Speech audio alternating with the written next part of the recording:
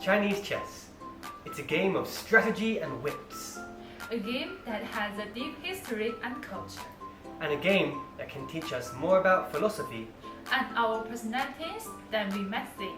So let's see how understanding Chinese chess can help us live a wiser, kinder, and calmer life.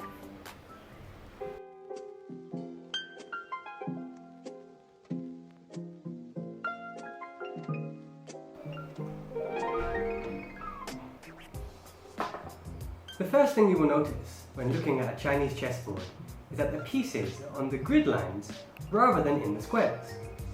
The reason for that is when chess first came to China, it was influenced by the native game of Go.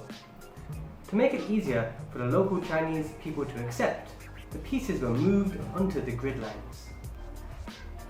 Another thing you might notice is the gap in the middle.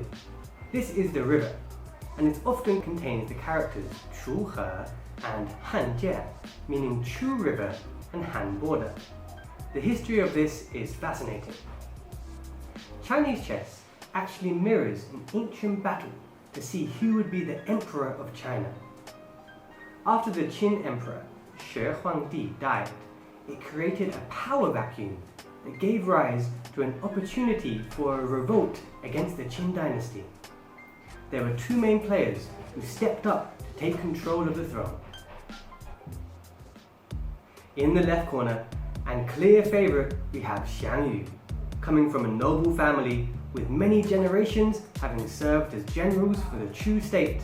He's trained in the art of war, understands the complexities of the political system, and has a large and well-trained army. And his challenger, in the right corner, Liu Bang. He's a commoner from a poor family with no noble standings or political connections. He has a fondness for drink and a fondness for women, and he has a much smaller army. On paper, Xiang Yu looks like he would be the clear winner. But when the armies clashed at the Battle of Hong Canal, they came to a standstill. Liu Bang's forces, dressed in red, marched from the west, and Xiang Yu's troops, wearing black, marched from the east. The battle came to a halt at the Hong Canal, with neither side able to make an advance. It is here the game of Chinese chess begins, with both sides, traditionally black and red pieces, in a state of equilibrium, separated by a river. It was Liu Bang's ingenious tactics that allowed him to ultimately win and inspired the game of Chinese chess. There is a saying in Chinese, 得局胜三子. It means that gaining an advantageous position is better than capturing 3 of the enemy's pieces. If done correctly, positional and tactical advantage wins out over a larger army. And that's just how Liu Bang was able to win.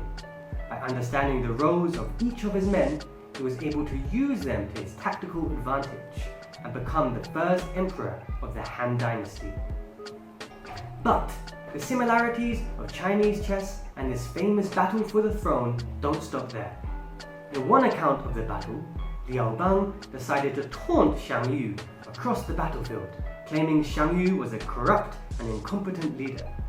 This enraged Xiang Yu, who picked up his bow and shot an arrow that flew straight into Liu Bang's thigh. Not wanting Xiang Yu to see that he was injured, Liu Bang fell back and positioned himself behind his troops. Xiang Yu was furious that his honor had been offended and was unaware he had already got some revenge on Liu Bang. He acted rashly and made some tactical errors, focusing too much on the offensive, leaving his army open for attack. Some people believe it's because of this event that there is a unique rule in Chinese chess of the flying kings, where the opposing kings are not allowed to directly face each other but have to be protected behind one of their pieces. Liu Bang was skilled at understanding people's strengths and weaknesses, understanding what would inspire their characters and what would anger or frustrate his enemies, so that he could use this to his advantage. By looking more closely at the Chinese chess pieces, we too can learn about our own characters, our own strengths, and what we need to watch out for.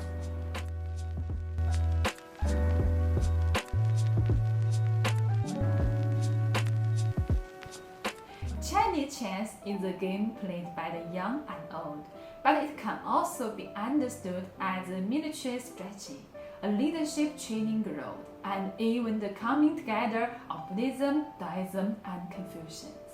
So let me tell you about three main parts. First, the basic rules of playing chess. Second, how by understanding the pieces we can understand different people's characters and personalities. And third, what chess can teach us about wisdom and philosophy. Let's start with the basic rules and pieces.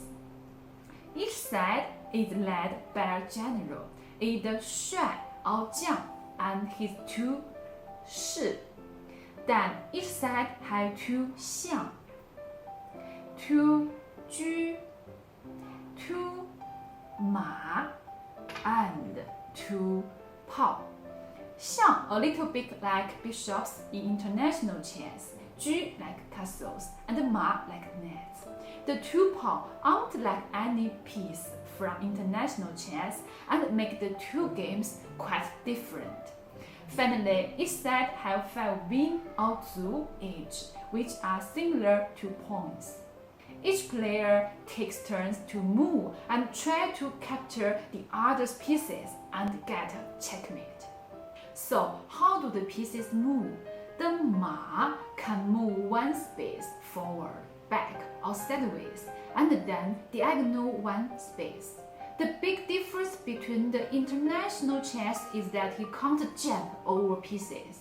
He had to walk along the ground, so can be easily blocked.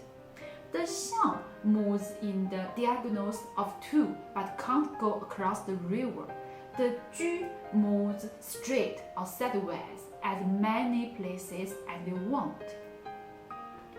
炮 moves the same way as 车, but to kill a piece they have to jump over another. They are very exciting to watch. 士 stays close to the general, only moving diagonally within the palace. The general himself stays in the palace moving forward, back or sideways, and the 卒 as being moved one step forward at a time.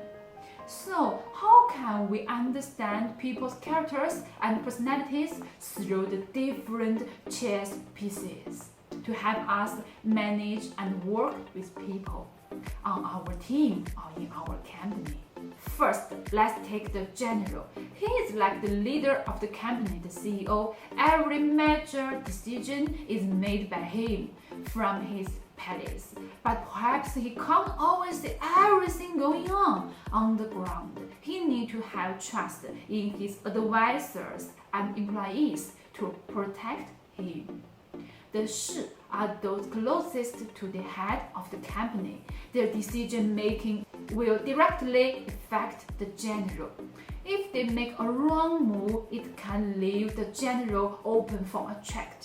If they act wisely, even just 2 advisors can be a solid defense. It's important to keep trustworthy and competent people the closest to us. The 象 are like those people who don't show off too much or express themselves. They can't cross the river, and so some people question their value on the team.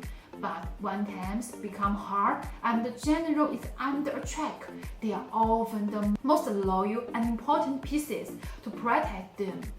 They are the unsung heroes, doing the work that's hard and often goes unnoticed, but without them, the company may fall apart.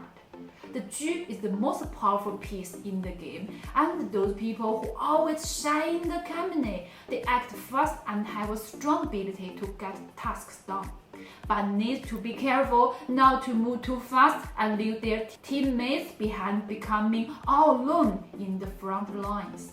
Even though it's strong and capable, it needs to remember it can't win alone.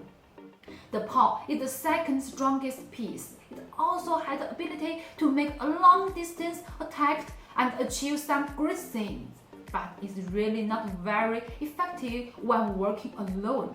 If it's too crowded, it becomes weak. If it's too quiet, it's also weak.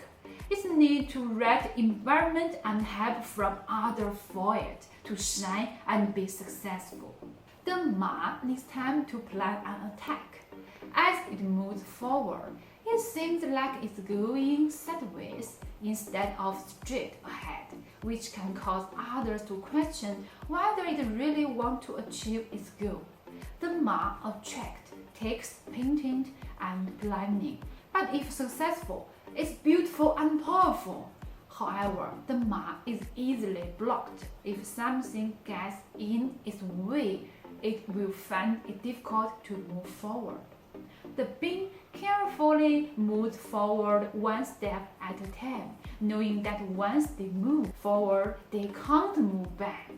Although speed is slow, they have persistence.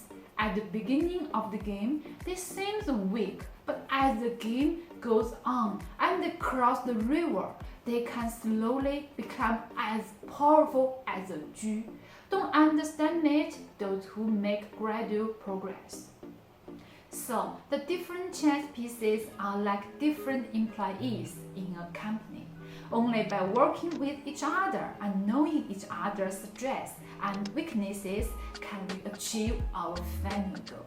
At the same time, we can also observe the chess pieces that we are better at using and whether there are some similarities between our own talents and the way the pieces move. Leave a comment below about what piece you like playing with and what you think that says about your character.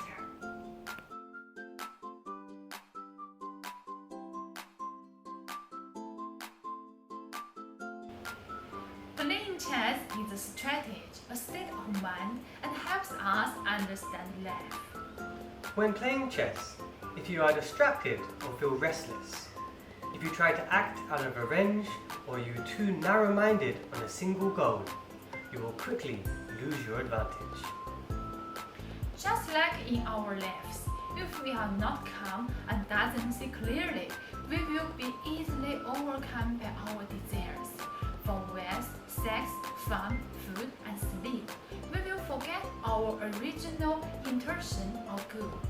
And just like in chess, we will lose our advantage. If we want to achieve our dream in life or gain victory in chess, we must look deeply to gain insight, act with compassion to understand others, and remain calm in the face of turbulent times. I'm Matt. And I'm Yixin. We're here to develop wisdom, practice compassion, nurture tranquility, and create a wiser, kinder, and calmer world.